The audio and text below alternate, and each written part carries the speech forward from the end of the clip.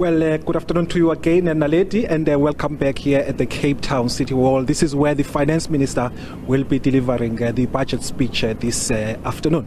Of course, the elephant in the room is going to be how government is going to be taking on some of the debt of this power utility. The implications of that, we don't know as yet. I'm going to bring in Steve Swart, the Chief Whip of the ACDP. Government making plans and saying that they want to take on the portion of Eskom's debt. The implications for that, what's it going to be?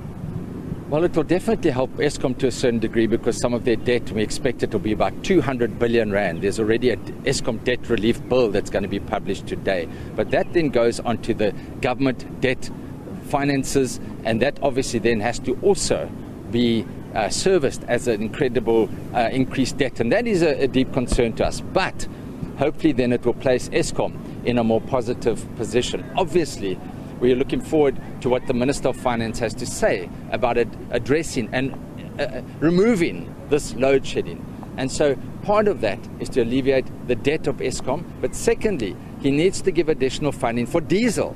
We know that Eskom is not able to run the additional capacity because of a lack of diesel. If we don't have that, and if we don't reduce the levels of load shedding, we are going to have significantly decrease in our economic growth, which has then run on events with revenue that is not going to be collected, and of course then government has less money to spend.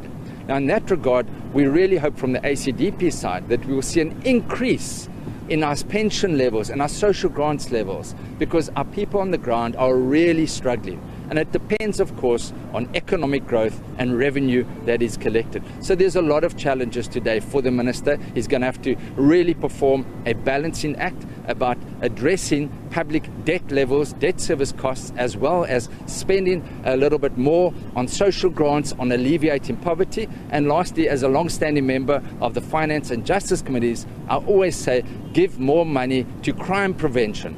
Give more money to the Hawks, the National Prosecuting Authority, and the Investigating Directorate that can collect billions of rands, and that can help balance the budget. So we really trust that the Minister will give a message of hope today to alleviate the suffering that our people are under severe financial constraints.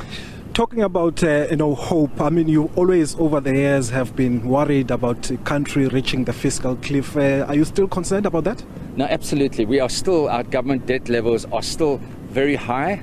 The debt service costs are very high. It's estimated that this year our debt to GDP will be 70%. And yes, that is slightly better than that was previously forecast, but it is still at unsustained levels. And so your debt service cost, which is about 350 million per year, is going to increase substantially. And I think that is a massive concern for us from the ACDP side, and we need to be able to spend more funds in that regard. In fact, it's billions. We're talking about billions of rands that are being spent, 350 billion to service our debt levels. And that then crowds out money that should be spent on your health, on education, on crime prevention and other much needed spaces. So we've got to reduce our fiscal debt, and that is the fiscal consolidation path. And then of course the government is criticized when they're doing that. They say no, we must spend more. So it's that balance that's got to be struck to reduce our government debt levels. The figures are astonishing. I mean, we're talking about a debt of increase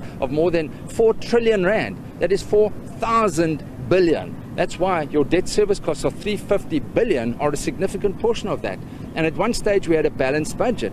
Just think if those funds that are just to pay interest on debt could be used for other expenditure. So we're really hoping that we can be, from our perspective, good stewards of finances, servant leaders, and that we stop stealing money that should go to alleviate the poorest of our poor, stimulate economic growth so that we can collect more revenue so that we can address the plight of our people. In your prediction, I mean, this announcement of the state of national disaster, do you think in order to fund it, it's going to be an appropriation, or is it going to be a reprioritization from other government departments? Sorry to interrupt. I really hope it will be a reprioritization of budgets that are allocated elsewhere, because as we know, the finances are desperately constrained. We do not, from the ACDP side, support that national state of disaster for electricity. It's not necessary. And the other challenge is that Parliament then has no oversight of And we saw that with the COVID-19 lockdown, with ridiculous regulations being passed, with Parliament having no say over those regulations or how long the state of disaster was going to last. So by doing that, you're basically excluding Parliament's oversight to a large degree. And now the government wants to appoint a new Minister of Electricity, which we also say is not necessary. You've got a Minister of Public Enterprises, you've got a Minister of Energy, and you've got the Minister of Culture, 3 other ministers. So what is the new Minister of Electricity going to do? Are we then going to have, as many commentators have said, a Minister of Potholes, a Minister of Latrines? Surely those ministers that are given that portfolio should do the work and address the issues at Eskom. But we trust for a positive message from the minister. He's got a very difficult job today. He's got very little fiscal space to move.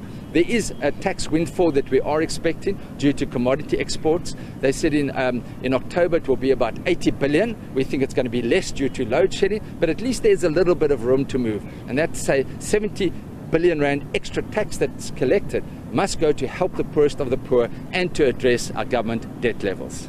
All right, thank you so much, Steve Swart from the ACDP, giving us his party's view on this afternoon's budget speech.